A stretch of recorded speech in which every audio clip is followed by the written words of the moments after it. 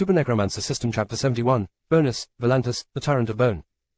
When Seth Solar reached the 15th floor, he found the entire place covered in pitch-black darkness. He started to emit some solar energy from himself, lighting up the area to reveal a narrow hallway.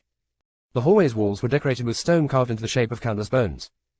Skulls, ribs, femurs, any type of bone from the human body on top of bones from strange creatures Seth had no idea about. He saw ahead that Valus and the butcher had stopped in front of a large door comprised of thick white fog, forming a nearly solid veil which they were hesitant to pass through. "Go," shouted Seth. "You are our scouts, aren't you?" "I do not have the greatest feeling about what lies past this wall," said Valus. "Dangerous," agreed the butcher. "Yeah," Seth's eyes shone. "Is it going to be any worse than me? Either you go through it, or you die." Seth was almost bluffing at this point. His version of the sunlight overdrive power was less efficient than his father's. Where his father could famously fight for 3 days without rest and without even losing strength, Seth could only fight at high strength for 6 hours. It had not been 6 hours yet, the solar beams drained the most energy, and he had to use them liberally because most of the monstrosities here did not stay down from powerful punches. They needed to burn to fully stay dead. Seth had enough energy in him for a few more strong fights, but he could not afford to waste power burning down the butcher. Thankfully, Valus submitted to Seth and waved the butcher forward. "Come on, butcher, show us the way," said Valus. "Don't want to," said the butcher. "You must," said Valus. Butcher shook his head. "Here, how about this, you go ahead, and I'll give you as many people to carve up as you want," said Valus. "As many as you want." "Really?" "As many as I want," said the butcher as he smiled gleefully and hopped in delight, his rolls of stitched fat and flesh jiggling as he did so. "Yes, as many as you want," said Valus. "Okay then, I go." The butcher immediately powered his way through the door of white fog. "If I get out of this alive," said Valus, "the Trident will hear of your mistreatment against me as well." "Shut up and go," said Seth. Valus sighed and moved forward, fading into the fog. "My instincts are telling me to go," said Zane. By now, he had morphed into the size of a large car, his arms completely morphed into giant, bushy feathered black wings. His eyes gleamed red while he tried his hardest to utter out words from his distorted vocal cords through his beak. "Yeah, but what choice do we have? You of all people should know this," said Seth. He patted Zane's back. If there was anyone in this world that Seth respected or even remotely cared about, it was Zane. They were both born and bred for lives, they had no choice to live. Where Seth was born to be a villain, Zane was genetically engineered to be a monstrosity, an obscene hidden corporate experiment in the Middle East where all human wombs were inseminated with variant seed. Zane would have been bred to be a half-human, half-variant monster used like an attack dog, but he had escaped, becoming a mercenary from the age of 10 to survive. True, Zane moved forwards, fading into the fog. Seth followed shortly behind. Beyond the fog gate was a circular space 200 meters in radius and 50 meters high. The ceiling was domed and decorated with lines of spines and rib cages leading into a central point. Each of these spines ended with a huge lizard-like skull. A total of 12 skulls stared at the center of the dome where a crimson-red orb glowed. The walls of this place were decorated with bone as well, and at the center, a towering throne composed of bones meshed together stood tall. Seated atop the throne was an enormous, armored man with his clawed gauntlets drawn together. It was hard to tell whether the thing was actually a man or not. It sat so perfectly still that it was debatable whether it just a piece of armor. The armor was obsidian black and practically oozed threat. The armor jutted and curved into rough spikes around the shoulders and arms. Around the breastplate down to the torso, the metal seemed to be hewn into the shape of rough, jagged scales. Dull white, almost gold bone outlined the armor's spikes and edges, padding particularly heavily around the gauntlet areas to form enormous, bladed spikes lined with glowing, fleshy crimson red that seemed almost alive in a raw, primal way. The helmet of the armor curved up into 3 large horns, the middle of which formed the visage of a bone-capped, bladed crown. There was no gap in the helmet to show any flesh or eyes beneath, there was only a single glowing red orb at the center of the helm. "Stop looking and go," said Seth after he stood in awe for a few seconds at the armor. A sense of dreadful power emanated from the obsidian construct that made it hard for anyone to approach. Valus and the butcher inched forwards, and when they got within 30 meters of the armor, an echoing voice projected from it. It was deep and guttural, utterly inhuman and sinister in its tenor. "Where among you is the necromancer that wishes to fulfill the ritual of eternity? I, Volantis, the Tyrant of Bone, 5th among the Death Guard, shall test you. Fell my health below half, and the obelisk that you seek shall be yours." Volantis stared at Valus and the butcher with the glowing red eye in his helmet. Then he stared at Seth Solar and Zane. "The necromancer is not here. I see. He brings forth his minions to do his bidding. Such is the way of those that follow the occultation of Legion." Volantis stood up, the metal of his armor groaning threateningly, and he utterly towered over Velus and even the butcher, standing at 4 meters tall. Bloody crimson strands of energy started to emanate from edges and gaps in his armor. "No matter. I will sunder your flesh and take your bones into my collection. I will show the Legion the might of the shattered bone." Volantis took a step forward, and as he left his throne, it faded and disappeared. Velus immediately shrieked. "Butcher! Kill him," said Velus as he floated backwards. "Go away, monster," said the butcher as he shoulder-charged into Volantis. Volantis clenched his clawed gauntlets into a fist and cocked it back. The large spikes on his forearms, constructs of metal, crimson flesh, and bone, glowed with bloody power, and he slammed his fist into the butcher's shoulder. The punch generated a shockwave of staggering force that made Volantis skid back while sending the butcher, his entire near 1 ton of weight, hurtling through the air. Respectable power for one who seemingly holds no magic within him, said Volantis as he stared at his fist. But I was warned by the Lord that there are those that need not devote themselves to the mystic arts to gain strength. Curious. This will make your bones ever the more worth harvesting. Seth's solar flew in the air and launched twin solar beams while Zane circled above, unleashing volleys of giant-bladed feathers at speeds easily outstripping the speed of sound. HMPH, Volantis raised his arm up, and walls of bone emerged all around him, blocking the heat beams and mass volley of feathers. So all of you possess powers that do not depend upon the swell of mana. Volantis smashed his fist into the ground, causing the bone wall to blast apart omnidirectionally. The butcher took the attack head-on, the huge bone shards gouging into his flesh like oversized buckshot. Velas blocked the bones with his disintegration field. Zane let the attacks hit him, but they bounced off his thick coat of durable feathers that formed a powerful armor. Seth slowly guarded his face as the bones shattered against his invincible flesh, though this time, he felt cuts and nicks where the bones smashed against him. This thing was strong. Way stronger than any of the other odd creatures that Seth had seen so far in this dimension. If he had to put a variant ranking to this, it would be a B-ranked disaster variant at the minimum. Bone Lance Volley, shouted Volantis as he pointed his claws at Seth Solar. A red magic circle formed in front of his hand and from it, a mass number of giant ribs shot forth like spears. Seth maneuvered around the bones. Meanwhile, the butcher charged again on the ground. Giant's bone hold, Volantis slammed his spiked, greaved foot into the ground. Two enormous skeletal hands erupted form beneath the butcher, grasping him completely in a tight hold. A volley of black feathers crashed into Volantis' back, etching out sparks and clangs of impact. The feathers jutted out of gaps in the armor, but seemingly did no real damage. HMPH. This type of damage is nigh meaningless against me, said Volantis as he crouched, generating power before shooting up like a meteor towards Zane. Seth Solar zipped in front of Zane and blocked Volantis' giant fist with his own. Another shockwave of impact permeated outwards. Impressive, said Volantis. Fuck off. Seth Solar fired a beam of solar energy that smashed directly into Volantis' face. The beam of gold instantly drove Volantis down in diagonal descent into the ground, smashing out a sizable crater on impact. HMPH, Volantis knelt as he put his hand out, blocking the beam. Heat waves shimmered around his gauntlets as the black metal turned red hot, then white hot. This is considerable damage, yes. But I will not stand here and take it. Volantis opened his other hand, and a chakram of linked and sharp bones formed. He tossed the chakram towards Seth Solar, away from the beam of solar energy, and it curved its trajectory to meet Seth Solar's head. An expertly aimed feather struck the chakram and sent it off course, evading Seth's head by a hair. Good teamwork. Commendable. Volantis rolled to the side, causing Seth's beam to strike ground. He then stood up and chanted. Morph, Bone Guard Asura. 6 large skeletal arms spread out from Volantis' back, and in each of them, bone chakrams formed. He began to throw out these chakrams at supersonic velocity, replacing them as soon as they were sent out. Within 10 seconds, there were over 50 chakrams flying all across the circular arena, pinging off the walls and each other to create a mass game of pinball where evading hits became a nigh impossibility. Seth Solar and Zane dodged like mad, but even then, they suffered attacks here and there. Seth looked down at Velas, who cowered in the back, completely fine because his disintegration field destroyed the chakrams as soon as they came in range. Velas. You useless fuck. Go out there and touch him. Disintegrate him, said Seth. While he's throwing these boomerangs around, he can't move. Velas took in a deep, calming breath, and then started to float forwards, into the whirling, sonic boom-inducing masses of chakrams, with his arm outstretched to try and disintegrate Volantis.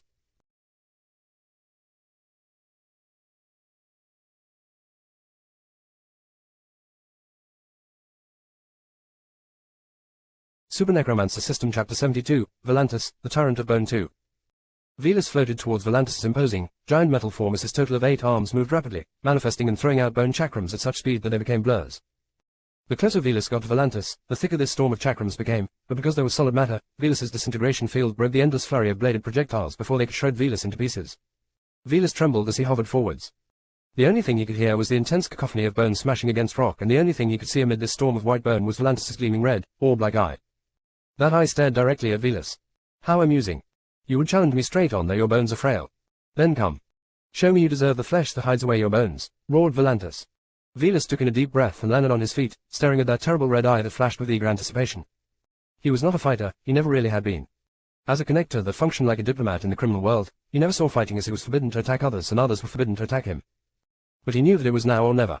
Velas closed his eyes and sprinted with his arms outstretched, trying to disintegrate Volantis. What? Velas opened his eyes as he felt himself pass through Volantis. He looked back and saw that he had passed right through the giant creature, disintegrating out a man-sized hole inside the armor. Volantis stopped moving as the red light in his helmet eye dimmed down.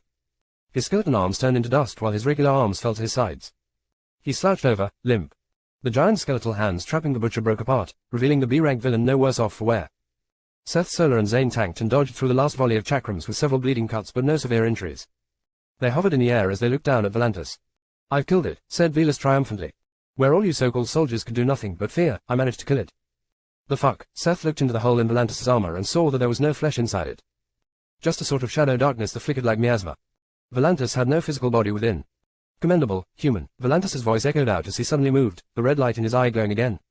He reached out and placed his hands on either side of Velas. Velas flinched, but Volantis did not touch Velas. You have managed to completely break down this proud armor of mine, but I am no being of flesh and blood. I am living armor, and disintegration alone shall not end me unless it is absolute. Red swirls of energy formed around Volantis' black gauntlet claws, and these struck Velas from either side, encasing him in an aura of red. Volantis raised Velas in the air using this crimson energy tether. And as living armor, I am also demon. And as demon, your soul is mine to feast upon. Volantis made a tearing motion with his claws, and Velas screamed before a faint red silhouette of himself emerged from his body, funneling into Volantis' red eye orb. Volantis dropped Velas' limp, dead body. Your defense, this barrier that breaks down all manner of construct, was worthy of praise. But with flesh as frail as yours, your soul becomes far too easy to take. No. Snackman, the butcher roared as he barreled towards Volantis after seeing his handler and caretaker die. He slammed two giant fists down into Volantis' shoulders. Volantis took the attack head-on, and the force of it shattered the stone beneath his greaves. The disintegrated parts of his armor started to patch back, regenerating as if new. And you, your flesh is sturdy, too strong to sever your soul from. But you wield the strength of this flesh with the poise of a simple-minded fool. Volantis' bone and black metal armor glowed before covering itself with raw red muscle fibers that threaded out from its gaps and seams. Volantis landed a clean left and right punch combo on the butcher's head, disorienting the madman and driving him a few steps back. The butcher snarled and swung his tree trunk of an arm wildly, trying to club Volantis away. Volantis parried the swing with an elbow strike to divert the blow away before landing a powerful punch to the butcher's portly stomach. While the butcher keeled over, Volantis followed that up with an uppercut that sent the madman flying backwards with several seconds of airtime. That is how you properly wield strength, said Volantis in a lecturing tone as the butcher crashed into the ground heavily, groaning in pain. Volantis then grunted as a laser beam blasted into his body, driving him into the ground in a crater. All the muscle fibers the laser beam hit sizzled and melted away. Organ stitching, pyroglands, Volantis used shattered bone necromancy to channel the flesh, organs, and bones of creatures he had assimilated into himself. Previously he had been using the spell, organ stitching, giant muscles, to cover himself with the muscle fibers of a giant. Now, he turned his metallic, bony armor dark brown, changing its hard exterior into a rubberier form. This was flesh from the flame-generating organs of dragons. Highly resistant to fire damage. Volantis stood up, easily withstanding the solar beams now. However, volleys of giant black feathers pierced through his softened armor, piercing right through him. But since he was a living armor that had no vital organs to really pierce through, piercing damage like this did almost nothing to him. Part stitching, drake wings, Volantis' armor body shuddered as two large draconic, black-scaled wings sprouted from his back.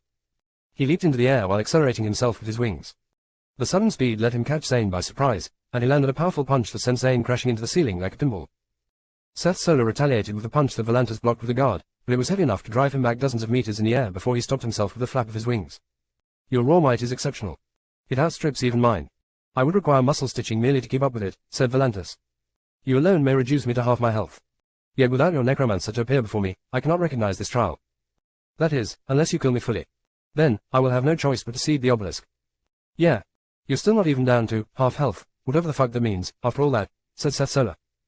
Did you think defeating one of the 5 Death Guard would be a mere simple task? Scoffed Volantis. Alright. Alright then, Seth Solar glared at Volantis as Zane flew to his side. Zane, stand back. I'm taking care of this, said Seth. I'm going to kill this fucker. If I kill him, this whole thing ends. Zane understood what Seth wanted to do and nodded his eagle head, flying away. A duel. I will gladly take one, said Volantis. There is no better way to take the bones from flesh than in a proper duel where what is desired is taken rightfully. Seth reached into his tattered coat's pocket where he withdrew his cases of boost. He snapped open the black case, took out a vial of azure blue liquid, and uncorked it, drinking the liquid down. Zane, Seth tossed the rest of the case down and Zane caught it gently in his beak. Seth took in a deep breath as his body started to glow brightly, shining like the sun, illuminating the dark and grey depths of the arena as if a miniature sun had been set alight within it. His clothes burned away entirely as his body became completely dressed in a sheen of bright gold with his eyes a bright shade of pure white. Waves of heat rippled all around him as did strands of bright orange energy reminiscent of the solar flares and explosions that scorched the surface of the sun. It's about time I ended this, said Seth Solar. Oppose me if you can, mortal, said Volantis. I welcome the challenge.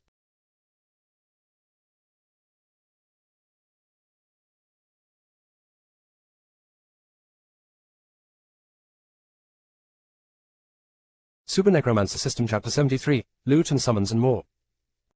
Aldrich witnessed the villains start the fight against Volantis the Bone Tyrant and watched only for a brief few minutes before his invisible grave ward was destroyed by collateral damage from Volantis' area of effect bone attacks. That Volantis would appear here was a massive surprise. He was a level 40 boss character and the weakest among 5 Death Guard that formed the inner circle of powerful troops that served the Death Lord. But even then, he usually guarded the 30th floor of the necropolis, so to see him so early down in the 15th meant that the Death Lord fully intended on not allowing Aldrich to pass the 15th floor. At the same time, Volantis only needed the villains to reduce him to half health, and from an initial survey of his moves, it did not seem like he was using the full extent of his moveset. This way, the encounter was balanced enough that Aldrich could handle it provided he was around level 30. Of course, Aldrich was not even close to level 30. He had gotten around that level requirement by abusing the party system to its maximum extent. Aldrich estimated that Seth Solar by himself could take down Volantis to half health if Volantis continued to handicap himself, at which point, this quest would just end. Volantis might have been planted in the 15th floor to limit how much experience and loot Aldrich could obtain to just what he could scour from the first 14 floors, but even that was enough to boost Aldrich up massively. Aldrich did not know exactly how much experience he had accumulated because he did not receive it until the end of the quest. And all the items he picked up, mostly suits of armor and weapons, did not go into his inventory but a separate space where, like his experience, he would be granted everything at the end of this quest. So far, the best pieces of loot that Aldrich had found were several grades of reinforcement shards that were necessary to upgrade or merge equipment into higher ranks. He also found Tome of Skeletal Mastery and Tome of Necrotic Carnage, specialized in bone-based spells and high-damage necromancy spells respectively. These tomes were too high level for Aldrich to use right now, but after this quest, they were all fair game. Even with conservative estimates, Aldrich figured he could reach level 30. The only thing that disappointed Aldrich was that all the equipment here was for knights and warrior types, not spellcasters like him. He would have to find better necromancer sets from the trial quests he could unlock from gaining levels here and use reinforcing shards to upgrade his lantern to higher rank as trial quest weapons. Did not get that much better than the lantern until past level 50 or 60. Aldrich spawned another grave ward and sent it ahead of himself as he entered the 10th floor. In his first attempt, this had been the furthest he could go with his own power before it became too difficult to continue. This floor was essentially a mini-boss floor with its Legion of Death Knights and its Captain Vampire Knight. But the villains had cleared it quite reliably with Seth Solar easily smashing his way through it. Here, Aldrich witnessed the carnage that Seth Solar had wrought. Countless burnt black craters on the ground stacked with the melted corpses of Death Knights all spoke of Seth Solar's overwhelming might. Among these corpses was one that interested Aldrich. Evan Harker's corpse. One of Aldrich's tormentors now reduced a lifeless body lying still in a pile of blood pooling from several deep gashes in his stomach. Aldrich put a finger on the back of Evan's head, and a green sigil formed on it. This marked Evan to be raised for later. The Death Lord had promised that any units that Aldrich wanted to raise here, he could keep. His current unit's controlled limit was maxed out, but for this quest only, he could mark corpses to be raised for later. After this quest, when he gained more levels and attunement points to increase his unit count, he could sort through the list of units he marked for later and keep those best for himself. Aldrich marked as many Death Knight corpses as he could for himself, and this totaled up to 15 knights. He also marked the Crimson Knight Captain's headless corpse. With that done, Aldrich moved on. The 11th floor consisted of puzzles that the villains had already solved or brute forced their way through. Any traps they did not deal with, Aldrich was smart enough to solve anyway. Here, the undead were not that strong, it was the traps that made this floor difficult. Any of class Blackwater student corpses that Aldrich saw, however, he marked to raise.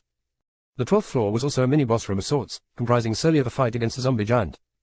Here, the zombie giant had been felled by a laser beam to his head that completely bore through his brain. Aldrich marked the zombie for raising. He also marked Blackwater students that died for raising as well. This included Alexis, the Storm Generator, and Simon Wells, another of Seth Solar's gang. Aldrich repeated this process throughout the 13th and 14th floors, marking most of the Blackwater A-class to raise for himself. The only ones he could not raise were those that had been utterly destroyed or their bodies lost to traps. This raising spree also included the strongest monsters on the 13th and 14th floors. The 13th floor consisted of tunnels where bone wheels, masses of skeletons attached in wheel-like configurations, rolled around at high speeds. Here, Aldrich raised a death wheel, the largest and strongest of them. The 14th floor was a small forest of vampiric plants, and this place had been thoroughly burned down by Seth Solar's solar beams. Through the flames, Aldrich could not raise anything, but he did manage to salvage several seeds of vampiric plant monsters. Past the 14th floor, Aldrich entered the hallway that connected to Volantis' boss room. Here, he sent the Grave Ward ahead to check how Seth Solar and the rest of the villains were doing. He saw Volantis still fighting, though his health was halfway down to the 50% threshold. From there, Aldrich continued to watch the fight, replacing the Grave Ward several times when it got destroyed by area of effect abilities. At one point, he witnessed a development that made his mind race with possibility. Volantis stated that so long as the Necromancer himself, in this case Aldrich, did not enter the boss room, the trial would not be counted. That is, unless the villains actually managed to kill Volantis. At which point, Seth Solar decided to use the boost that Aldrich had intentionally let him bring in an all-out battle to kill Volantis and end the trial. That made Aldrich wonder about this fight. In all likelihood, with boost powering him, Seth Solar could actually defeat Volantis, even if Volantis went into his full strength as he had already allowed the villains to reduce him nearly to half health. This was perfect. Aldrich had been mildly disappointed so far that the only items he had found were armor and weapons for warriors. But if Seth Solar managed to kill Volantis, then would Aldrich not have access to perhaps one of the best armor sets in the entire game? The armor set that could be crafted from Volantis' dropped boss soul was immensely useful and perhaps the absolute best for a Necromancer that valued survivability and durability. Yet beyond this, Aldrich could now raise the living armor demon for unlike in the game, he had the ability to raise boss level monsters. In the game, the player character could wear Volantis' armor set simply as just that, a piece of armor. Volantis himself was dead and could not cast any of his Shattered Bone necromancy spells. What about now, though? If Aldrich raised Volantis fully, then did that not mean he could wear the living armor in its fullest power? With Volantis alive and casting his own abilities, effectively doubling Aldrich's strength. Volantis might even have the possibility to level up as by the end of the game, when the player character and a massive party of fellow heroes assaulted the necropolis. Volantis had raised himself from level 40 in the first mid-game encounter to level 80 as a mini-endgame boss fight prior to reaching the Death Lord. The possibility of all this power coming to Aldrich rested, however, squarely on Seth Solar's shoulders. Would he defeat Volantis? Especially before the little surprise that Aldrich had put into Seth's boost kicked in. It was difficult to tell. All Aldrich could do was wait and hope. And observe. He did not just observe Seth Solar's fight, he also kept a keen eye on his controlled unit status tab. He could not link his sight to anyone from the real world from a different realm, but what he could do was keep track of his list of current undead, seeing their health, mana, and status and noting whether their health went down or up or their skills went on cooldown or so on and so forth. Like this, he tried to stay on top of how the battle in the real world was going. Super Necromancer System Chapter 74, Red Circle Defense 1. The Red Circle.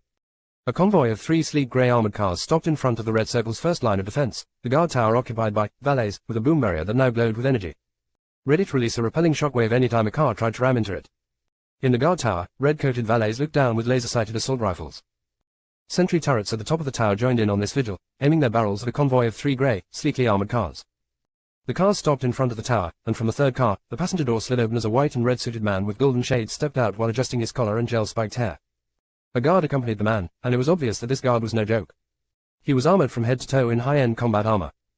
A miniaturized F-Rite reactor created a glowing red circle at his chest, and from there, lines of bright red energy spread throughout like circuitry, powering various add-ons like wrist-mounted guns, forearm-projected plasmoid blades, personal shielding, and kinetic energy absorption fiber matrices. In the guard's hands was a black assault rifle emblazoned with a blue logo consisting of a 3-headed dragon, the symbol of Amugi War Arts, the highest-end weapons developer in the entire world. This gun in particular was called the Hydra for it had multiple modes it could enter with experimental nanotechnology molding. A smart link cable ran from the rifle's butt and attached to the back of the guard's helmet, linking the firearm to a variety of scanning functions and Amugi's famous sure-kill auto-aiming system that drew from an advanced localized artificial intelligence that ensured accuracy that exceeded human comprehension. "Get Casimir down here," said the man wearing shades to the valets in the guard tower. He eyed down the barrels of their guns with cool annoyance. From an intercom system in the boom barrier, Casimir's voice projected outwards. "I am right here, Mr. Paparelli."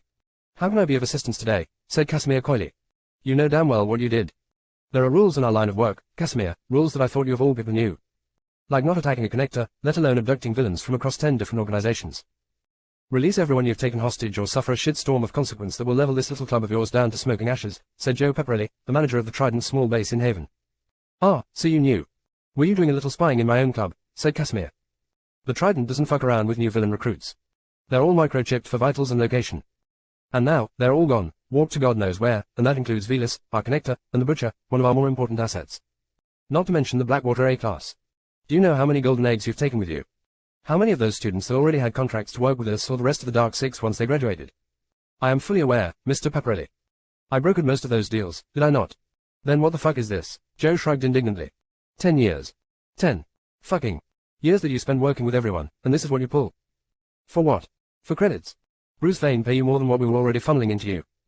Let's call this a grand retirement party for my exit from the criminal underground. "Oh, retirement, is it?" Joe laughed. "You think you're retiring, are you? You think you'll leave this place in more than one piece? You truly must have lost your mind. All right, I have your answer. You're going down, Casimir.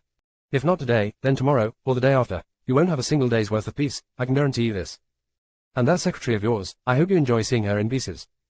Please, Mr. Paparelli, you and I are both far too experienced in this line of work to know that you do not have to utter these threats."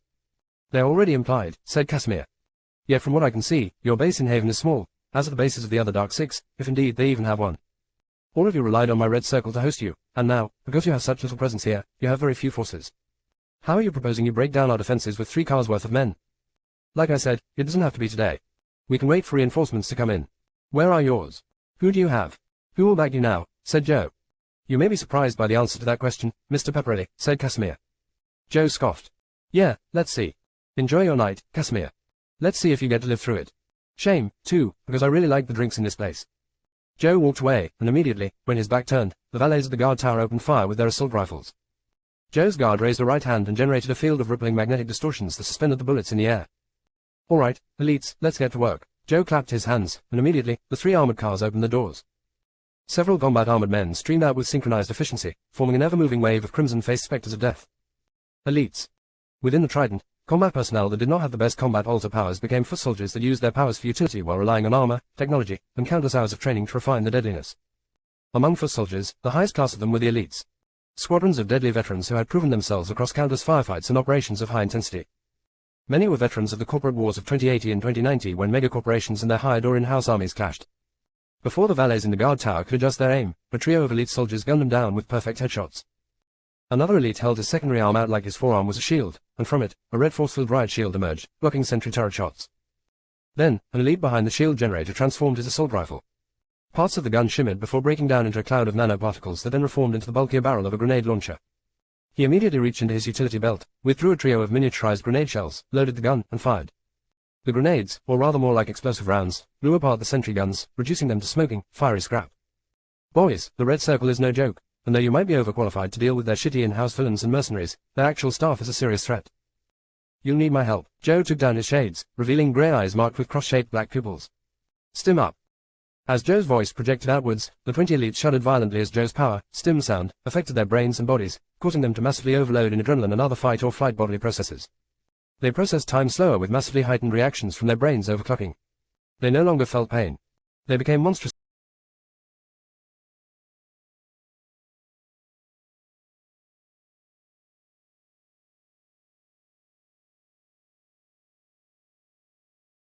Super Necromancer System Chapter 74, Red Circle Defense 1. The Red Circle. A convoy of 3 sleek grey armored cars stopped in front of the Red Circle's first line of defense. Within the Trident, combat personnel that did not have the best combat alter powers became foot soldiers that used their powers for utility while relying on armor, technology, and countless hours of training to refine the deadliness. Among foot soldiers, the highest class of them were the elites. Squadrons of deadly veterans who had proven themselves across countless firefights and operations of high intensity. Many were veterans of the corporate wars of 2080 and 2090 when megacorporations and their hired or in-house armies clashed. Before the valets in the guard tower could adjust their aim, a trio of elite soldiers gunned them down with perfect headshots. Another elite held his secondary arm out like his forearm was a shield, and from it, a red force-filled riot shield emerged, blocking sentry turret shots. Then, an elite behind the shield generator transformed his assault rifle. Parts of the gun shimmered before breaking down into a cloud of nanoparticles that then reformed into the bulkier barrel of a grenade launcher. He immediately reached into his utility belt, withdrew a trio of miniaturized grenade shells, loaded the gun, and fired. The grenades, or rather more like explosive rounds, blew apart the sentry guns, reducing them to smoking, fiery scrap. Boys, the Red Circle is no joke, and though you might be overqualified to deal with their shitty in-house villains and mercenaries, their actual staff is a serious threat. You'll need my help. Joe took down his shades, revealing grey eyes marked with cross-shaped black pupils. Stim up. As Joe's voice projected outwards, the 20 elites shuddered violently as Joe's power, stim sound, affected their brains and bodies, causing them to massively overload in adrenaline and other fight or flight bodily processes. They processed time slower with massively heightened reactions from their brains overclocking. They no longer felt pain. They became monstrously aggressive, and yet still in control of their training. Their strength and speed improved. And on top of this, all the elites pressed a button on the necks of their helmets. This caused their suits to introduce into their bodies a bonus stim cocktail of incredibly potent performance-enhancing chemicals, swelling up their muscles.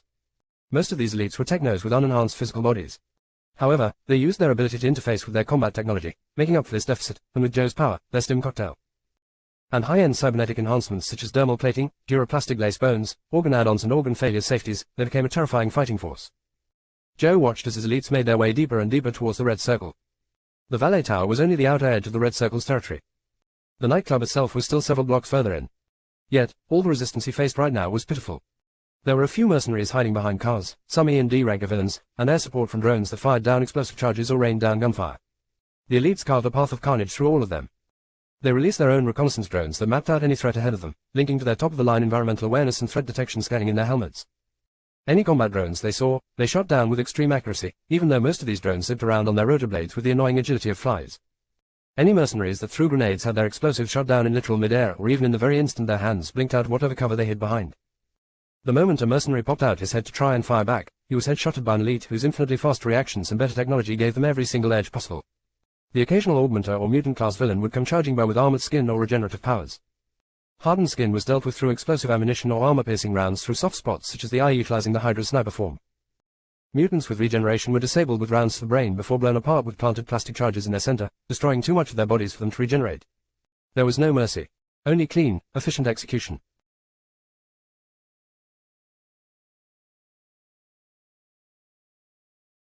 Super Necromancer System Chapter 75, Bonus, Red Circle Defense 2. When the red circle was visible, that was when things became more difficult. Actual red circle staff, noted by their white bulletproof suits, though not nearly protective enough to fend against a movie-class firearms and ammunition, contended against the elites. Yet of these low-level staff could beat the elites either. In terms of sheer training, the red circle staff were on par with the elites, but the elites outgunned and outarmed them too severely. In exchanges of gunfire, explosives, and the occasional usage of alter powers, the elites came out on top. Joe lost 2 elites total while Casimir lost 12 of his personal staff, forcing them to retreat back behind the red circle's force field. The moment the staff was in protective range, raining down suppressive fire so that Joe and his elites could not advance easily, the force field came up. Joe lit up a cigar as he watched from far behind through a pair of binoculars. His elites were stationed behind whatever cover they could find in this urban jungle. Mostly cars and walls of buildings. Some headed to the top of buildings to take up sniping spots, using activated kinesis fields on the soles of their boots to scale up vertical walls. Once in defensive, entrenched position, all of them eyed the force field warily. The red circle was ready for a siege. Its entrances and walls were shingled with neo-steel plating, completely replacing the fancy facade with cold, hard, grey steel. But beyond this, the red circle's force field made it nigh impenetrable. The most conventional way to deal with a force field generated with ether was to use an energy weapon, but this force field was strong enough that the plasma coil weapon forms on the elite's hydras would not punch through this. For all intents and purposes, this was a deadlock. And yet, Joe could not help but feel uneasy. None of the elite staff of the red circle had shown up. Walters, Hirondelle, Cubehead, Smoke, and Spyberg. Each of these aside from Cubehead was strong and trained enough that conventional gun and armor soldiers could not easily deal with them. Yet, Joe had prepared countermeasures. Hirondelle's violet swallow form consisted of pure energy that made her immune to almost any form of gunfire or explosive, but Joe had prepared powerful kinesis generators that placed artificial gravity fields which could hold her in place. And then it was simply a matter of changing the force vectors in the fields to tear her apart. Walters was fast, strong, and had high regeneration, but the elites all had in reserve on their belts a special type of corrosive ammunition chemically tailored specifically to negate his healing. Cubehead could generate warp traps from cube-shaped constructs, but these had a specific energy signature that the elite scanning systems had in their database, preventing them from ever letting it catch them by surprise. Smoke was a melee fighter who could phase into smoke form, and she could reform from being dispersed. Yet, she was still just smoke. Flash freezing charges could completely entrap her. Spybird was the Red Circle's head of technological operations. He had little combat power by himself, but his strongest drone, the Albatross, was a mechanical menace that had enough firepower to wipe out the elites wholesale, not to mention it had powerful EMP shielding. But Joe had prepped techno-elites among his crew with viruses developed by a high-end Trident techno specifically to render the Albatross unusable. It was a shame that Joe's preparation he had made from the tiniest suspicion he got years ago that the Red Circle might one day turn rogue, did not see the light of day. Not yet, at least. It was obvious Casimir was holding out under his force field. This was an idiotic maneuver because, as Joe had made clear, Casimir had no more help. No reinforcements. Meanwhile, Joe had already called the Trident's main body and the rest of the Dark Six. They would send in their higher-class villains, and then the Red Circle was over. Granted, this might take days, but it would still happen. And what did Casimir have to counter that? His finite, ever-dwindling staff numbers and a force field that could stay up for what? 3 more hours. 4. Casimir was done. He might even fall tonight. Joe received a call. He flipped out his phone and answered it. Yeah. About damn time. He smiled. Talk about reinforcements, huh? Within minutes, 3 individuals came to Joe's position. One was a large, hulking mechanical humanoid with huge red shoulder pauldrons, red-plated armor, and a spherical head glowing with a horizontal blue line that stood in for eyes. His each and every moment was heavy, clanking and whirring with hydraulic pressure. On his shoulder was a menacing mounted cannon large enough that it looked like it could bust a bunker. The other 2 were more normal-looking individuals, a man and a woman respectively. The man was tall, heavily built, and had on a perpetual angry scowl. His hair was cut in a military buzz cut and his stern square jaw made it obvious that he never enjoyed anything in life. Overall, he was relatively simple in appearance, just muscle and plain black bodysuit. The woman was far more elaborate in aesthetic.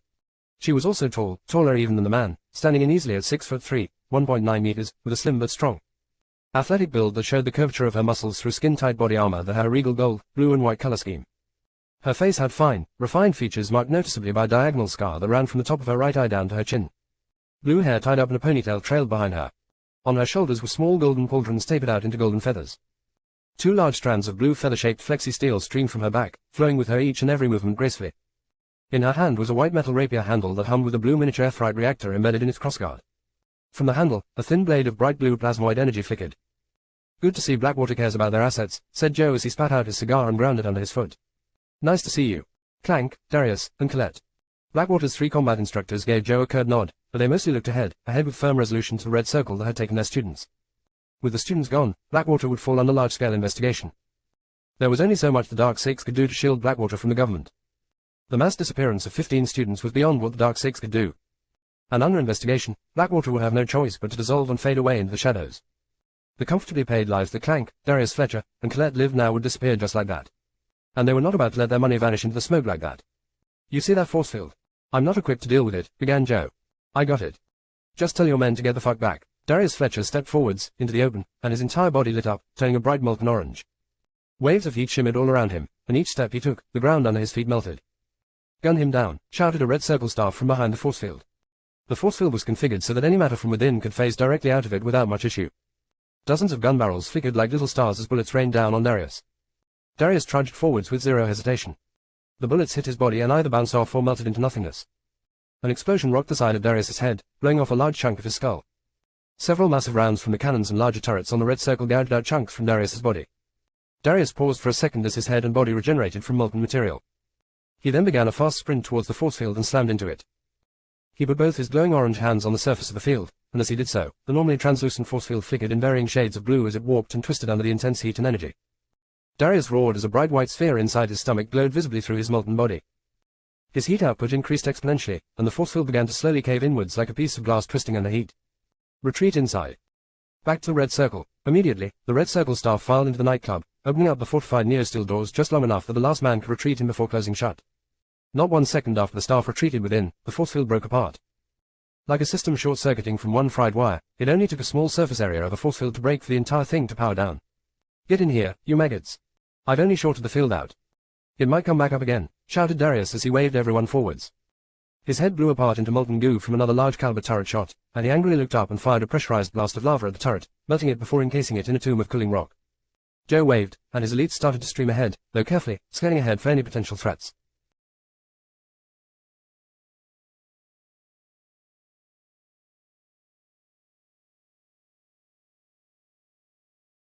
Super Necromancer System Chapter 76, The Final Act. Joe Pepperelli considered himself a cautious man. As someone who needed others to work his powers through, he knew when to keep both friend and foe alike close.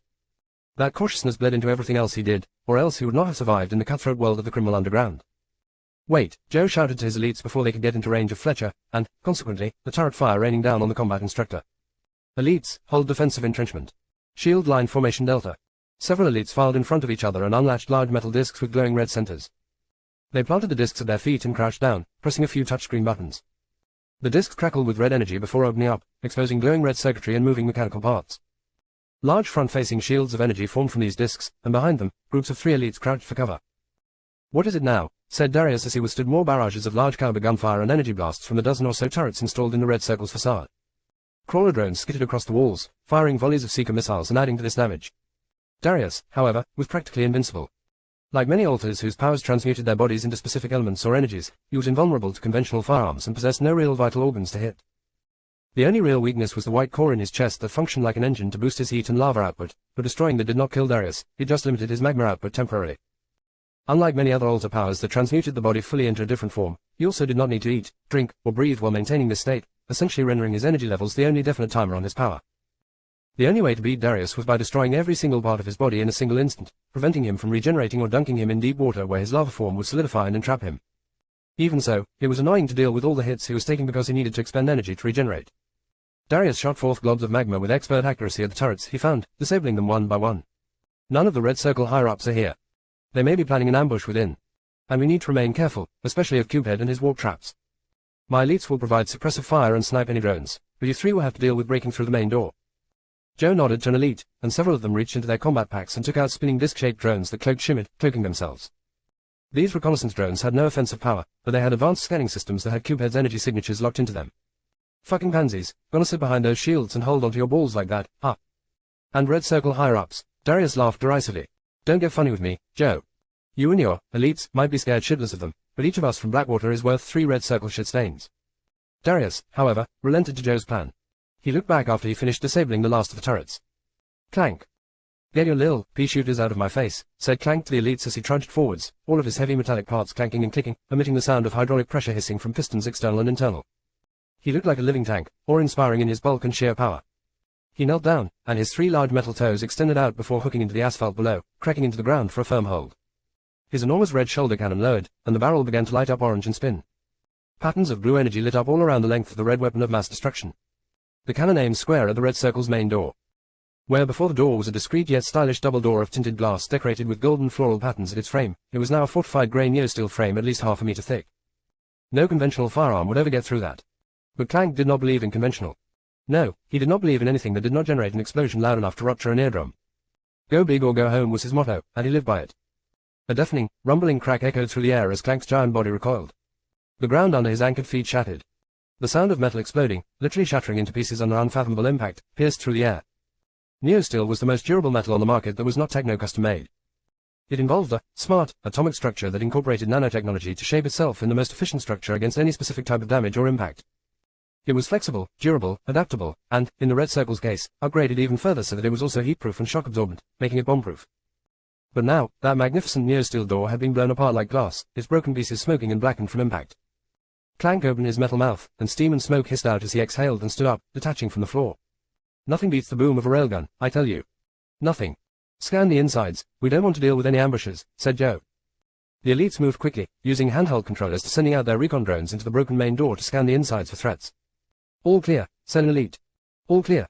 No hostiles, either. Joe narrowed his eyes. Not a single trap in sight and not even any personnel to try and defend. Something was off. Yes sir, all clear, repeated an elite. Joe worried for a moment before calming down. If it was just himself and his elites, he would be hesitant to push through. But he had 3 of Blackwater's combat instructors with him, and they gave him all the assurance he needed.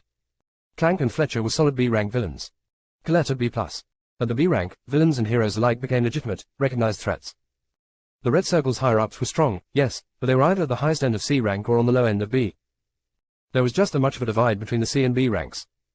The difference between those that were just strong and those that were exceptional.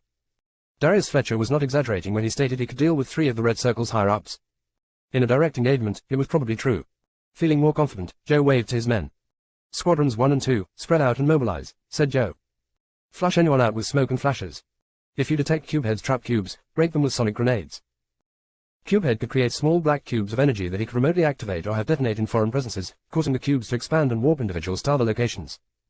However, these cubes were fragile like glass, and sonic suppressant grenades could release far-reaching waves of force that could easily shatter them without the need to ever risk nearing them.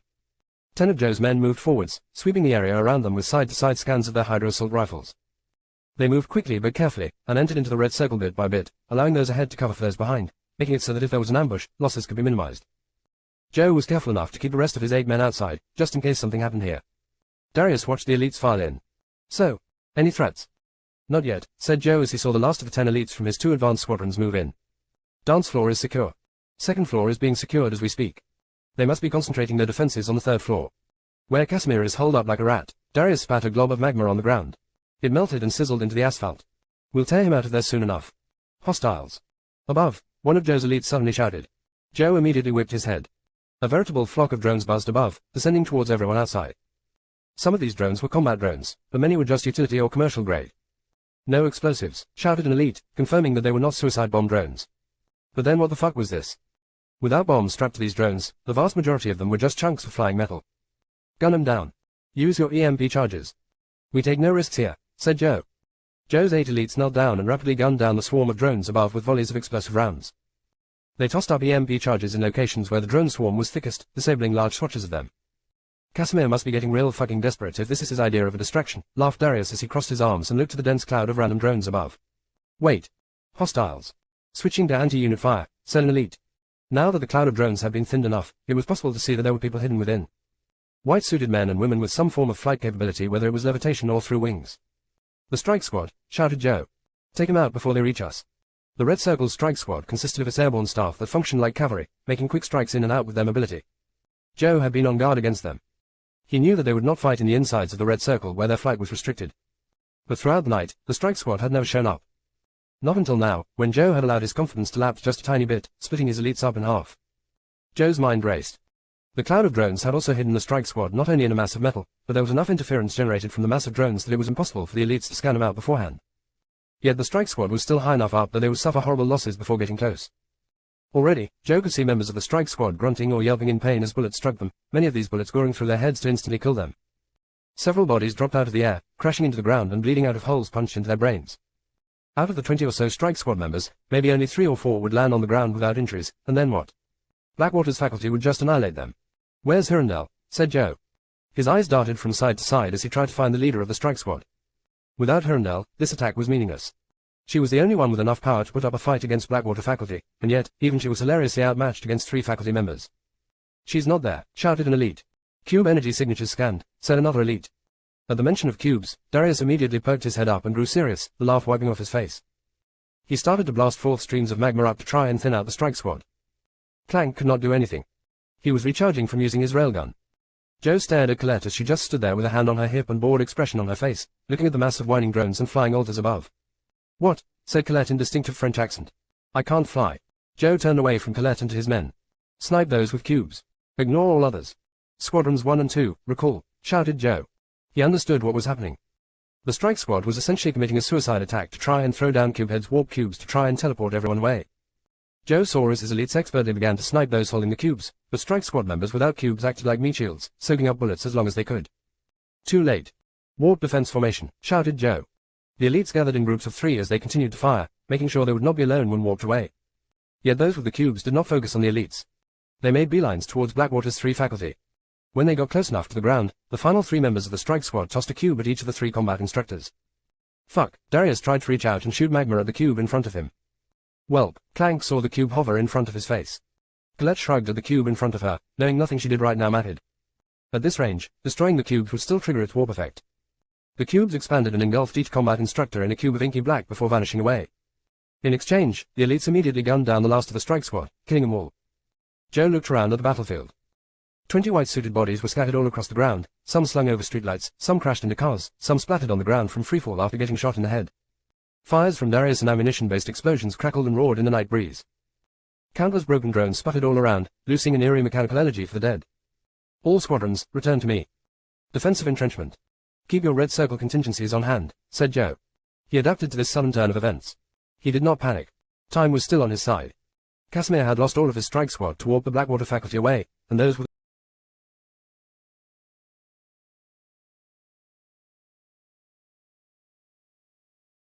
Super Necromancer System Chapter 76, The Final Act. "All squadrons, return to me. Defensive entrenchment. Keep your red circle contingencies on hand," said Joe. He adapted to this sudden turn of events. He did not panic. Time was still on his side. Casimir had lost all of his strike squad to warp the Blackwater faculty away, and those were the strongest among his non-higher-ups. The rest were fodder that Joe's elites could gun down. The only issue was the higher-ups themselves. Probably, Casimir thought that without the Blackwater faculty, Joe's elites were defenseless against the red circle higher-ups. Joe smiled as he put on his shades again, his rapidly beating heart starting to calm again. Little did Casimir know, Joe had prepared a contingency plan against all of the red circle's higher-ups.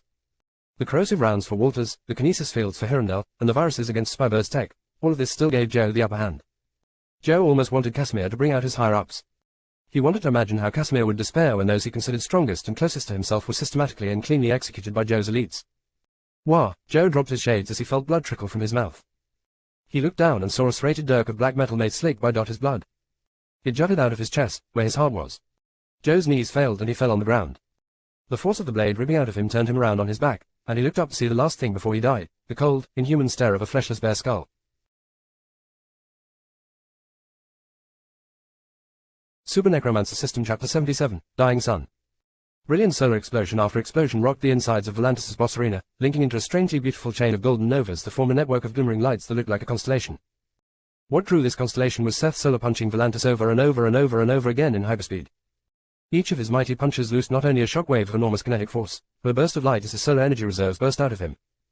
Volantis shot around like a pinball, gouging out craters in the ground, walls, and ceiling as Seth solar punched him, then flew to him at hyperspeed, punched him again, and repeated this process over 100 times. Volantis could do nothing but ball up and put his arms out in front of his head in a guard. He had used organ stitching to make himself as fire and physical damage resistant as possible, wrapping himself in thick coils of muscle, sturdy plate-like scales, and layering himself on top of that with dragon flame sac lining. But though Volantis could dramatically reduce the damage he took, he did not have the raw physical stats to keep up with Seth Solar. Seth Solar was absurdly fast right now, faster than what the human eye could perceive, faster than a speeding bullet, and against his onslaught, all Volantis could do was weather the solar storm. After another onslaught of punches, Seth Solar's aura of glowing orange and bright golden light started to dim over time. His breathing became heavier, his flight speed lagging and his blows weakening in their sheer destructive intensity. Energy seemed to leak out of him, shooting out from his body in strands of orange that dissolved in the air, leaving in their wake a trail of glimmering gold sparkles. Like the remnants of a dying star going supernova. Die! Seth Solar unleashed one more solid punch against Volantis from above, shooting the living armor down into the scorched, cratered ground below. This blow embedded Volantis in the deepest crater made so far, the cracks of the environmental damage streaking out through nearly the entire arena. Seth Solar breathed in and out with deep, gasping breaths, and each time he exhaled, a little more of his solar energy streamed out. He looked at the arena around him with glowing golden eyes that dimmed more and more by the second. Zane had balled up in a coat of defensive feathers, preventing himself from dying to collateral damage. The Butcher, on the other hand, was not so lucky. The simple aftershocks of solar energy gusts and force shockwaves from Seth Solar's intense barrage had torn the Butcher's body apart, leaving his bits scattered everywhere. But due to the nature of the Butcher's ability, it was possible the villain was still alive. Not that it mattered to Seth. In a battle of this scale, the Butcher was useless. He looked down at Volantis, wondering if the damn thing was dead. Volantis was still in the middle of his smoking crater, all of his muscle and newly formed organs charred to a black crisp. Fuck. Seth felt more of his energy leave him in streaks, and he held off on his flying, slowly falling back down to the ground. Something's wrong. He looked down at his hands. His energy was leaving him, his golden aura fading as it dissolved into little twinkling sparkles that faded into the darkness of the arena. He fully expected to lose a vast amount of stored solar energy, but that was because he knew he was going to use it all up. Right now, he was losing energy without even doing anything. The color of his normal skin started to return as his shining gold aura faded, and that was when his eyes widened as he saw black streaks within his visible veins. Cryptic, the realization hit Seth as his vision blurred. He felt deeply sick to his core, his strength leaving him in waves. Impressive. Truly commendable. Volantis emerged from his crater, piles of burned rubble spilling from his huge frame. He moved shakily, and no longer did he regenerate damage to his armor, revealing a host of scorch marks and melted, warped holes. Your flesh is strong. Very strong. I can hear your bones screaming under the oppression of that mighty flesh. Thus, it is my burden to bear to free those bones of yours. Volantis put his right hand over his left forearm. I do not know if I can use this power, for my levels have been reduced considerably. But I no longer possess the strength to fight you otherwise. With a solemn chat, Volantis uttered the words, part stitching, arm of the blood god. A massive surge of crimson energy burst out from Volantis as he emitted a war cry that thundered throughout the arena. The entire arena lit up a shade of threatening red as Volantis' burned metal body started to line with veiny streaks of brightly glowing red, forming a circulatory system that branched out from his left arm. The left arm itself turned into a shade of pure red, almost like an energy construct. Volantis trudged forwards, his steps shaky and weak while he supported his glowing red left arm up with his right hand, as if his left arm was an enormously heavy weapon. Seth Solar felt a knee as he watched Volantis slowly walk towards him, that red arm of his with its claws outstretched ready to make lethal contact. He grit his teeth as he tried to muster up power in his eyes to unleash a solar beam, but with the boost wearing off and cryptic circulating through his system, his eyes only managed to flash gold before cracking, unable to build up energy. Seth grunted in pain as he rubbed his eyes, looking down, and that was when he saw a case land in front of him. The blue glow of a boost vial emanated temptingly at him. Of the 3 vials he had come with, this was the only one left. The other one. A dark mass rushed over Seth's head with a squall of wind trailing behind it. Seth looked up to see Zane colliding against Volantis. Zane had boosted himself, turning his humanoid form entirely into that of an avian variant. He looked like an enormous crow-eagle hybrid covered in thick coatings of sharp, midnight black feathers. A whirlwind of feathers floated around him in a tornado of slashing blades. Gah! Volantis skid backwards as he held out his blood god arm against Zane's supersonic approach. Volantis buckled down to one knee as the red sphere of light in his helmet started to dim, indicating near death. But the blood god's arm had enough strength to stop Zane as Zane loosed a bestial roar and bit down on Volantis' shoulder, tearing right into the sturdy metal with a sharp red beak.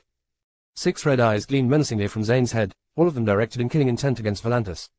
Volantis knew that even a second more spent against this crow creature would lead to his own death. He activated the blood god's arm. The glowing red arm's claws sunk into Zane's chest, easily tearing through the metallic feathers, and once they fit yielding, blood-filled flesh. Zane's body ruptured as stakes of hardened blood burst out of his body from within, completely skewering him from the inside out. Zane loosed a piercing cry of pain before his head hung limp, his stiffened feathers growing soft. The whirlwind of feathers raging around him stopped moving, softly falling to the ground.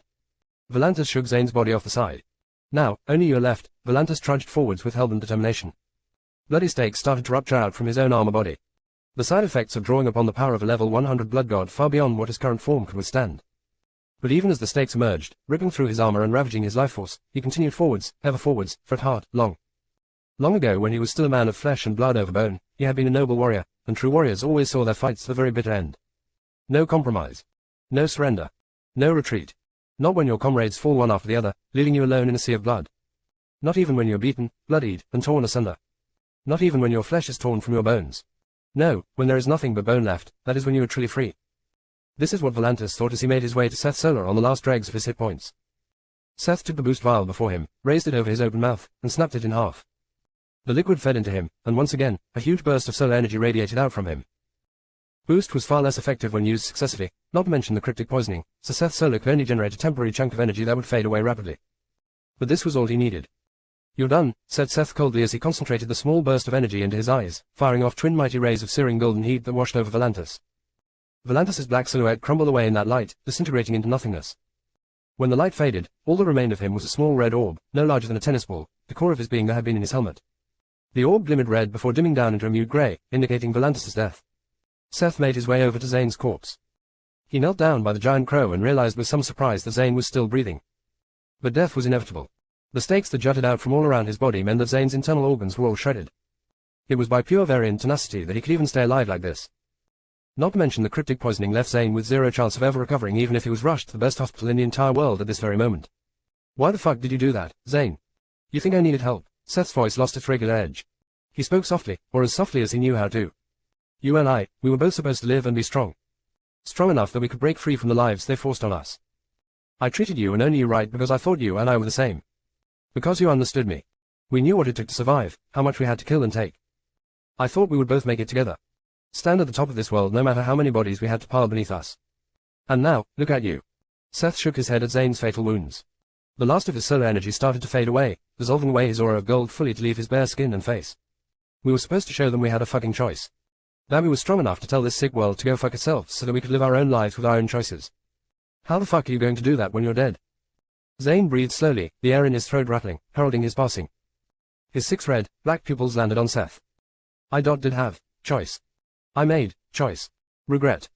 Zane's eyes closed, his consciousness fading as blood pulled out in huge quantities from his horrendous wounds. Seth felt the blood warm under him as he saw Zane suffering. He shook his head again and put his hand on Zane's head before twisting his friend's neck, instantly killing him to end his suffering. Seth stood up, breathing deeply as he looked at his blood-soaked, black-veined body. He looked around at the arena, waiting for it to dissolve. That was when he heard a faint rumbling from behind him, from the entrance of the arena. Footsteps echoed. He turned around, and then his eyes widened in impossible surprise. Why you? Began Seth. How does it feel, Seth, to lose your friends one by one? Said Aldrich as he made his way towards Seth with his suit on. Aldrich saw the butcher's decapitated head and grabbed it, inspecting it like a piece of fine art. Ah, you're still alive. Excellent. He took the butcher's head and shoved it into his chest where his chrysalis generated a small black portal to absorb it. He then reached Volantis' grey core and tapped it, emblazoning a green sigil on it to raise for later. Finally, he stared at Zane's corpse when he got close enough to Seth. To be honest, I was even surprised you could even make a friend like this. That you even cared about someone. You didn't give a shit about the rest of your gang dying. Aldrich stared down at Seth's bloodied body as he tore open the chest of his suit, revealing the phylactery that replaced his heart. The purple orb crackled with arcs of energy, reacting to the near completion of the ritual of eternity. But the fact that I managed to rip something precious from your heart almost makes me feel like my own is whole again.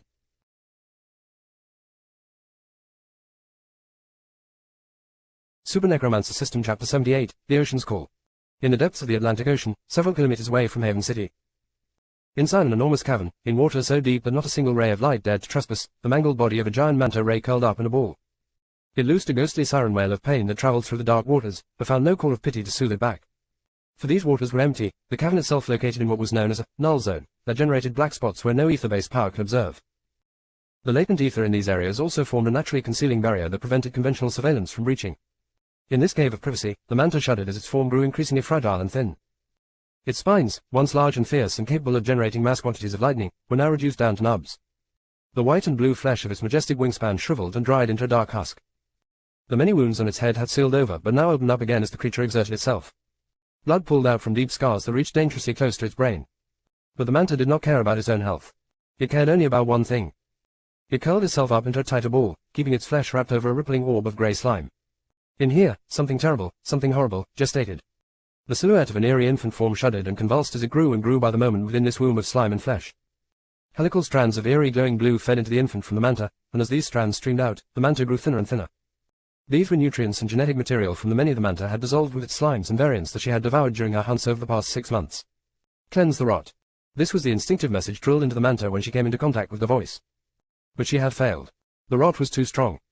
The rot's carriers, the humans, were too much to overcome with their walls and mighty fighters, and now the manta accepted her impending death from her injuries. But the manta entrusted that her precious child would succeed where she had fallen. Cleanse the rot, the manta whispered deep into the depths of her unborn child's psyche, deep into its genetic memory. The manta grew thinner and thinner, until finally, it had been absorbed into the very womb of slime it had created, turned into the final burst of nutrients and energy needed for her child to be born. The grey slime womb crystallized solid, turning many shades darker, almost into a black crystal suspended within these dark and lonely waters. The infant within was nearly fully formed now, and surprisingly, it was far, far smaller than its mother. Its silhouette was shaped like the carriers of the rot, its body upright with 2 arms, and 2 legs, and it was not much larger than the carriers, those humans. Yet, within that tiny body, there was undeniable power. The crystal cocoon started to shatter as the silhouette's large, circular eyes glowed a distinct azure blue. Cracks wreathed all around the womb prison, and light shone brightly out of it as contained, built up might struggle to spill out. Then, the cocoon shattered, and a pillar of blue energy rumbled outwards, piercing through the ocean and into the skies, and thus, with the rumbling of thunder, the call was sent out and the herald born. Among districts in Haven, it was an indisputable fact that the highest concentration of suited-up, heartless corporate workers with the fattest credit accounts lived in the financial district.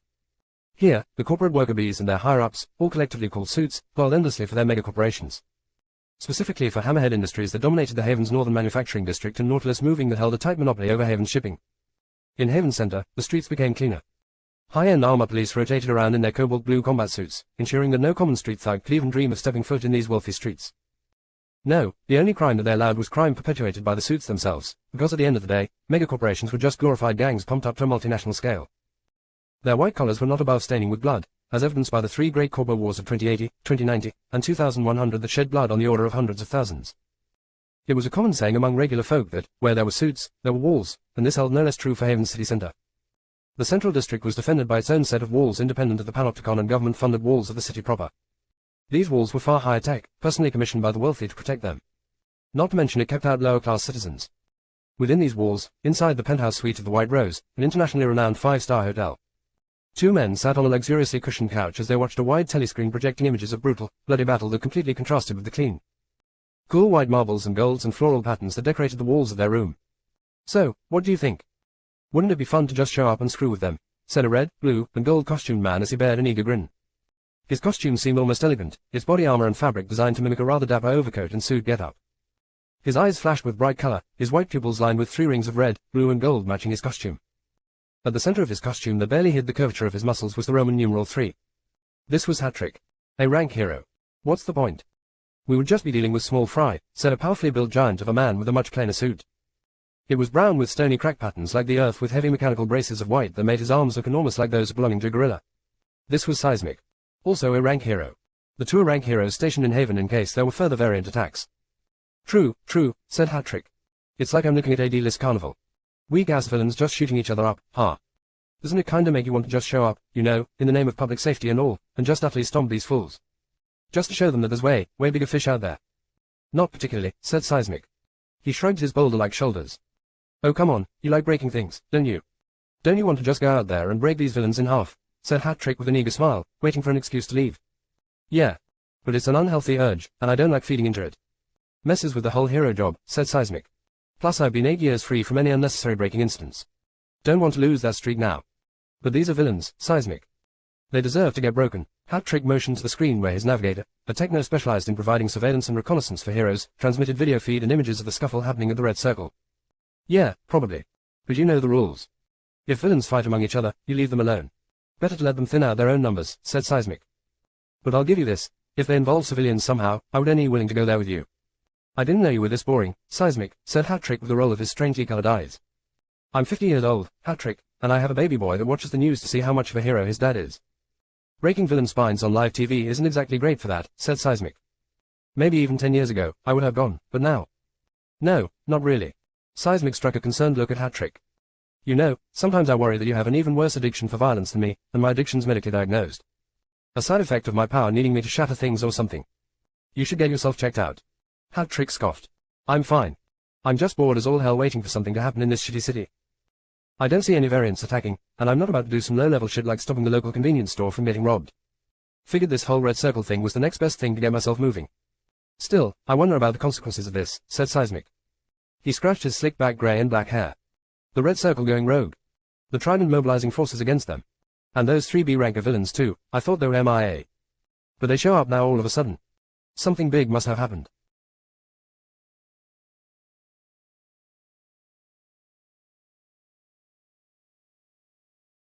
Super Necromancer System Chapter 79, The Ocean's Call 2. Beats me. I just kind of wanted to go out there and flex my muscles a little. I don't hide the fact that I love to crush the weak, whether they're whimpering variant beasts or weakling alters. But yeah, seems like this isn't worth it. Not like stopping this fight is going to net us any real app. Might as well wait for them to get civilians in the crossfire to up any app gains, but even then, villains are real careful these days to keep their fights all self-contained. So Hattrick yawned as he realized his chances of going out and beating up villains diminished by the moment. But honestly, as he noted, it was not really worth it either. Heroes received achievement points, based on successful missions that determined their placement in rankings and potential for promotion. But variant attacks provided the most while apprehending villains provided far less. As a result, most low-tier heroes who were not strong enough to go out and fight variants and instead had to help dealing with street-level crime in neighborhood patrols or whatnot faced plenty of ridicule. They were dubbed janitors that swept the streets of petty crime instead of being strong enough to defend humanity against variant attacks. The real heroes were those who could stand up to flashy giant monster attacks and save countless lives. This lenient attitude towards villains, especially compared to during the Age of Villains where they were feared as tyrant overlords, occurred due to reforms that occurred after the Monstering where a huge move for unified humanity against variants started. And, at the end of the day, villains were still humans. Many villains joined heroes and sacrificed their lives to fight against the extinction-level threats of the Titans at the start of the Monstering. This gave villains far more leeway to pursue their way of life. So long as villains did not threaten society as a whole or directly injure large quantities of human life, heroes generally did not engage with them significantly. Plus, it was logistically difficult. There were still obscenely powerful villains from during the Monstering who became founders or higher-ups within the largest villain organizations. So trying to wage a war against them was just waste of resources when variants continuously threatened humanity as a whole. Public and social media were also heavily engineered and regulated by the panopticons so that they glamorized heroes beating variants but largely downplayed villain organization activities unless they became far too obvious and harmful. Like this, there was a sort of unspoken truce between villains and heroes that existed so long as the threat of the sleeping titans remained. Not to say that there was never conflict between heroes and villains, there was plenty but on a macro scale, variants were the real threat. Police should be dealing with this, said Seismic. Ha! That's a good one, Seismic, laughed Hattrick. I'll bet 50,000 credits right now that the police commissioner here makes triple his shitty public salary from villain donations. I pity the idiot who would ever call that bet, said Seismic. He sighed. But still, I can't help worrying about the villains. What if they are planning something in the shadows? Using their diplomatic immunity from the Monstering for something big. The years have turned you into a conspiracy theorist, said Hattrick.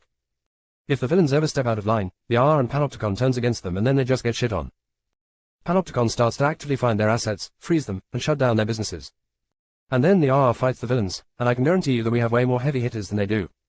RR has been recruiting the strongest alters actively and globally for over 50 years. You can't walk more than 2 street blocks without seeing an ad for joining the RR and becoming a hero. Heroes are the faces of advertising and corporate deals everywhere. They're the ones people look up to and love. Villains, in the meanwhile, still have to move in secrecy, and that's just bad business for attracting new talent. True, said Seismic. Maybe the years have made me paranoid. You've got to learn to live a little, Seismic, said Hattrick. This is why I don't believe in having kids or a wife. All the commitment and responsibility, it starts to drag you down and make you worry about the future. It stops you from really living in the present, you know what I mean? I do, said Seismic. But there's something about worrying for people you're committed to that makes life worth living. It beats out the aimless addiction to destruction I had when I was young. Well, that sounds like a you problem. I got no problem having 20 different girls on call and bathing in credits and cheers, said Hattrick. He perked up as he watched the telescreen. Oh shit. Look. They managed to pull off a warping maneuver. Good tactics, said Seismic with a nod. Using a mass amount of drones to generate enough interference to tune out any scanning, I would never have thought of that. I suppose that's the difference between villains and heroes. They're used to fighting alters and we're used to fighting variants. Damn. Look at that guy die. The guy with the shades, said Hattrick, leaning forward like he was watching his favorite football team score a goal. He narrowed his eyes. Who killed him, though? I only see blurs. Hattrick talked into his earpiece mic. Hey Nav, try and get your drone to zoom in a little more. The drone's camera tried to zoom in, but then a cover of strange, dark smoke washed over everything, completely removing any visibility. Nav, this is just smoke, right? Scan past it or something. I'm missing out, man, said Hattrick. The drone camera tried to switch to various sight modes. AC scanning, thermal, radar, nothing really worked. The hell? Is this some kind of alter power? Remarked Hattrick. Fairly high-end, too, said Seismic. Your Nav, what's his support ranking? A solid B, said Hattrick. In the AA, heroes that did not directly fight went into the support department that focused on surveillance and reconnaissance, and they had their own ranking system determined from metrics that did not revolve around combat capability. Then this is pretty high-end concealment, said Seismic. It reminds me of Void Walker. Void Walker was a famous hero turned vigilante who could generate fields of shadowy darkness that completely shut down any form of surveillance. You really are old, said Hattrick. Void Walker went MIA 15 years ago. Anyways. Hattrick stood up, stretching his arms. What are you doing? Said Seismic. I'm going out there. I'm a little curious about what's going on now, said Hattrick. He balled his gloved hands into tight fists. Golden studs of the knuckles flashed as he cracked his neck. You coming, old man? Seismic put a hand on his salt and pepper-colored goatee. The wrinkles around his brown eyes deepened as he thought about what to do. I don't know.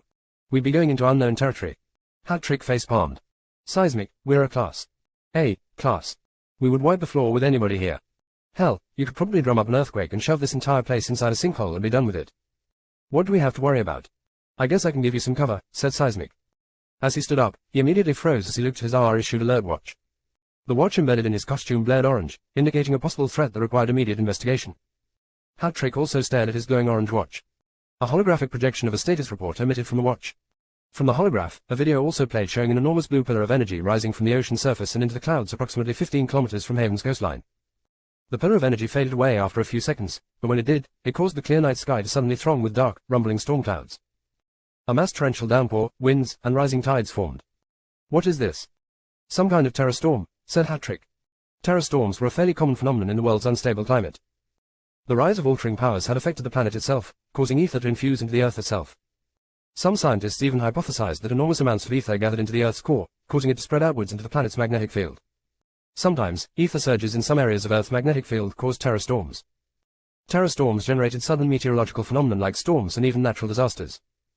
They were generally predictable by studying and keeping track of fluxes in the Earth's magnetic field and atmosphere, but sometimes, there were sudden terror storms that escaped all notice. No, doesn't seem like it, said Seismic. Even rogue terror storms have some wind-up. Usually, there's a huge build-up of ether for at least an hour. You think something made this storm? Said Hat-Trick. Seismic nodded. I think so. Probably variant activity. Hat-Trick grinned wildly. Good. Then we'll finally get to see some action. Stay careful, Hat-Trick, said Seismic. Any variant that can generate a storm like this is probably a B-rank disaster threat at minimum. Good thing we're a rank then, right? Hat-Trick unclasped a black bowler hat from his utility belt and put it atop his wild, neck-length dark red hair. As he did so, a band around the bowler hat glowed blue. Good, I got my laser form on the first try. I'll race you to the coastline, old man. Wait, we should plan, began to Seismic, but Hat-Trick's body turned bright blue before shooting out of an open window in the form of a laser beam. Seismic sighed as he squeezed out of the window clumsily, trying to fit his huge body through the comparatively smaller frame. He broke the window with his huge strength, and he made a mental reminder to pay for damages. He then leaped out and flew by generating shockwaves on his feet, hopping through the air.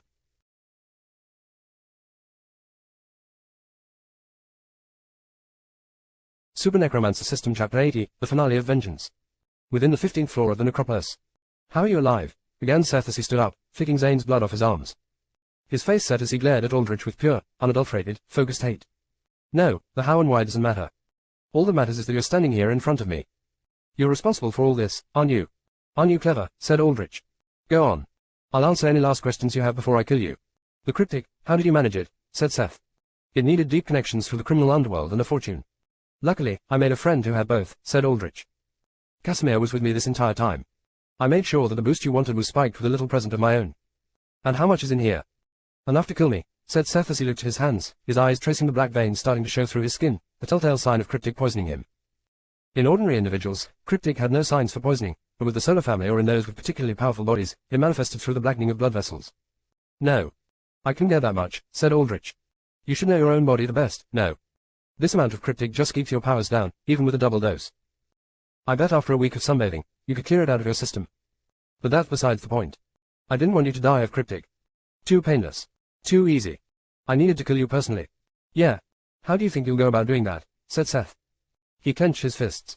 They made squelching sounds as his grip squeezed his blood-slicked hands. I still have some power. Enough to break a dud's spine with my bare hands. Enough to kill you at the very least. You'll regret showing your face to me here. Do you really think so? Aldrich manifested all of his Grave Reaper, Seth and his Lantern of the Accursed Eye. He surged his magical energy as much as possible, to the point where the ground underneath him began to crack. I have power, Seth. More than enough power to deal with the likes of you, especially with how weak you are now. Aldrich aimed his free hand and fired volleys of chill bolts. He intentionally shot around Seth, causing countless blasts of frosty ice to scatter behind Seth. The machine gun fire of icy bolts smashed through rock, the freezing effect boring through solid stone. Seth could not react to the speed of the bolts with how weakened he was, and all he could do was turn his head around and watch the icy explosion smash rock instead of what would have been his body. Aldrich then grabbed the chain of his lantern in both hands, swung it, then smashed it into the ground while boosting himself with negative surge, shattering stone. That could have easily caved in Seth Solar's skull or crushed his organs with how frail he had become. All this as a display of power. To let Seth Solar know that he had utterly zero chance to survive here. So, you wanted to show off all this new power before you killed me. Do you feel better now that you aren't a useless fucking dud? Said Seth. He spat on the ground. He did not despair, he just stared at Aldrich with the same hateful gaze he always had. Unlike Ghost, Seth did not beg or plead for his life. If he was going to face death, he faced it standing. If you were going to do it, then get on with it. Aldrich scoffed. I just wanted to make sure you felt powerless. I wanted you to know you never had a chance to begin with. Just as my friends did when you killed them. But killing you with my magic is a little too impersonal for my taste, and instant death is too quick. Aldrich dematerialized all his equipment and his lantern. But that's not how I want to kill you. I'm going to be generous here, Seth. I'm going to give you a chance. Aldrich stepped forwards, his fists clenched. I'm going to beat you to death. No powers, no magic, just my own 2 hands. If you can beat me, well then, hats off to you. Maybe scum like you does deserve to live. Seth nodded slowly, meeting Aldrich's cold, green eyes. He clenched his own fists as he stepped forward. A chance. Don't get cocky, dud. I've run my fist through your heart once. I'll do it again. You're welcome to try, said Aldrich. The 2 men stared at each other one final time. Both from wildly different walks of life. One born powerless. The other born with overwhelming might. One raised with love. The other raised as a tool. And yet, there was one thing that tethered both men. Choice. Or rather, the lack of it. And without choice, both men grew hatred that festered deep within their beings, hatred that lashed out at the world around them through a desire for vengeance. In this final juncture, Aldrich and Seth shared a wordless moment not of disagreement, but of understanding. When they looked into the other's eyes and saw the very same type of hate they harbored reflected back at him, the very same fire of vengeance that fueled them, they knew at that moment that they were twin sides of one coin. And because they knew this, because they knew themselves better than anyone else, they knew this was the end. The opposite sides of a coin could never meet together. They were part of the same plane and yet they were fundamentally opposed. Where Seth Solar's hate channeled into vengeance that sought to see the unjust world burn in chaos, Aldrich forged his vengeance into a tool that aimed to bring this world under order, no matter the cost. There would be no middle ground here. No compromise. Only a victor. Seth Solar roared as he flew forwards with his fist cocked back, though because of how energy depleted he was, he did not really fly, he just boosted his own jumping strength. Aldrich raised his arms up in a guard. Seth's fist slammed into Aldrich's arms and drove him back several feet. Aldrich grunted as he felt damage register on his arms. The bone of his forearm actually cracked under Seth Solar's punch, though simply broken bones did nothing to stop Aldrich's undead body. Despite Seth Solar going through 2 rounds of cryptic poisoning and severe depletion of his energy reserves that disabled his solar beams, the altar's base strength had been so high that even now, he was still superhuman. Each of Seth's punches could shatter the skull of a normal human and he could still outsprint any pre-altering professional runner. That meant, roughly speaking, Aldrich and Seth were evenly matched in pure physical stats provided Aldrich did not enhance himself with magic. No, Seth had a moderate advantage, even, in terms of raw punching power and durability. Good. Aldrich wanted this fight to be even. To be as personal as possible. Seth sprinted to Aldrich with another punch. Aldrich narrowed his eyes, focusing. Seth's punch zoomed towards Aldrich's head, and he weaved it to the side, narrowly evading the blow. Aldrich then grabbed Seth's arm and spun around, slamming Seth into the ground using an over-the-shoulder throw. Seth broke his fall at the last moment, holding out an arm to stop the impact from hitting directly into his back and disabling him by knocking the breath out. The altar had some martial arts training, it was evident, though not nearly on the level of Aldrich. Seth grimaced and immediately rolled backwards, getting back on his feet only to meet a flying double kick from Aldrich. Seth blocked the first kick, but the second kick hit him square in the face, sending him falling flat on his back against the cold hard stone. He got up on a knee, holding a hand over his broken, crooked nose. He grabbed his nose between his fingers and forcibly set it back into place before exhaling out a glob of blood. Aldrich let Seth take his breather before diving into an offense. Aldrich threw out jabs as he circled around Seth, gauging their distance.